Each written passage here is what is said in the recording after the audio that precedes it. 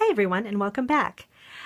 Scrapbook.com recently sent me some products to try, and today I have a project using this stamp set from them called You and Me Quotes and Sayings. And this set is chock full of different kinds of encouraging sentiments, love sentiments. It's perfect for any of your cards year round. And what I decided to do for today's project is use these stenciling brushes that they sent me as well. And stenciling brushes are really fun to use. They give you kind of a different look when you're using ink with stencils. In my opinion, I think you get sort of a more airbrushed, smoother look when you use the brushes, as opposed to using a sponge dauber or other type of blending tool. With the blending tools, you can get a brighter look and more vibrant look. But with the brushes, I think you get a little bit more of a softer finish when you use them with ink and stencils. So I'm going to just do a pretty simple project today that kind of showcases the brushes and shows you how you use them with stencils. And I'm going to be using some Distress Oxide inks as well. I'm using Salty Ocean, Blueprint Sketch, and Squeezed Lemonade. And I like these blues together. I think it'll be really pretty. And I'm going to be using them along with a stencil from Hero Arts called Large Flower Stencil. And along with a sentiment from the stamp set. So let's go ahead and get started.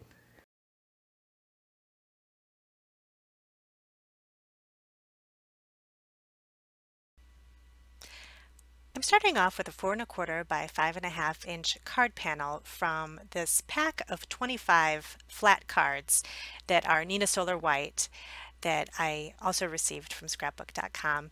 And I'm just going to stamp one of the sentiments from You and Me Quotes and Sayings onto the middle of the card panel. And it's nice to have these panels because when you just want to maybe pop up the front or do something like that, you already have it pre-cut, you know it's even, you know it's ready to go. And I was just using some scrapbook.com black hybrid ink to stamp the sentiment across the middle of the card. And now that I have that all set, I'm going to get to work on my stenciling.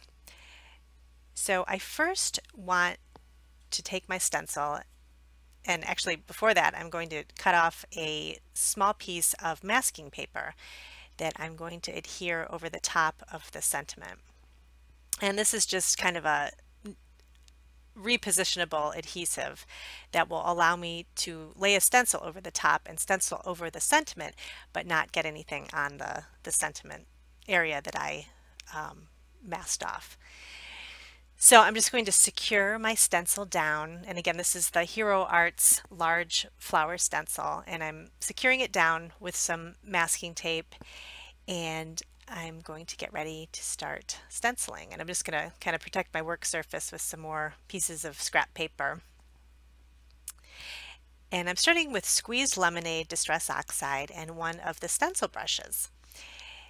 And I'm just going to get a bunch of ink onto the brush, and I'm going to use the yellow for the inside of the flower, or the center of the flower. And I'm putting quite a bit on. The Distress Oxide, as you know, blends beautifully and goes on really easily. So I'm really going to kind of focus on the middle and really get a lot of the yellow in there. And then I'm going to add the darker blue, the Blueprint Sketch, with another brush. And it's nice because the brushes come in a pack of 3, so you don't have to wash your brush off in between or anything. And I'm just going to brush some of this around the outside edge of the yellow, kind of feathering out as I go to kind of get that darker area in the center of the flower. I don't do a ton of mixed media type things. I have a lot of mixed media products like watercolors and everything, but I don't do a ton of them. And so when I'm using a brush with the ink, I always feel like I'm really getting into mixed media. So it's kind of funny, but this makes it foolproof, so you can't mess it up. These brushes are really forgiving, and with the Distress Oxide ink, you can just kind of, if you get a weird line or anything, you can just go over it again with the brush. And I'm doing this lighter blue over, kind of blending over the edges of the dark and kind of trying to get everything blended together on the flower. And I really like the combination of the two blues together with the yellow. I've been doing so many winter cards lately, it's kind of nice to have a spring flower. So now I'm going to remove all of my stencil and my masking tape, and you can see how it's nice and clean. And it's really all you need. You don't even need any type of other embellishment. I think just having the completely flat look of the masking and the stenciling kind of brings everything together really nicely. The only other thing I'm going to do is trim off about 1/2 inch on either side of the card panel. And I'm going to attach it to a folded note card, another one of the Nina, the scrapbook.com Nina Solar White folded cards. But before I do that, I want to add a little bit of fun foam to the back of the panel.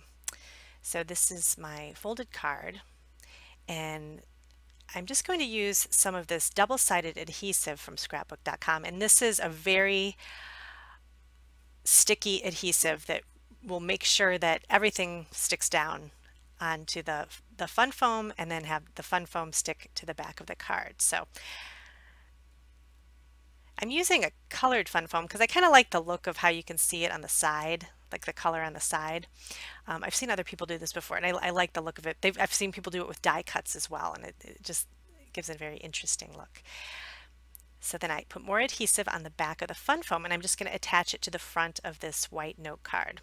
And these cards come in packs of 25 too, which is great because you can just grab a card, grab a panel, and you don't have to worry about cutting anything. So it helps your flow move faster.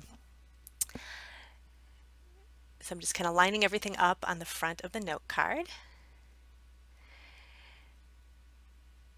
And like I said, there's nothing else I wanted to add to this. I was thinking of sequins or Nouveau drops or something, but I really think that this is all you need.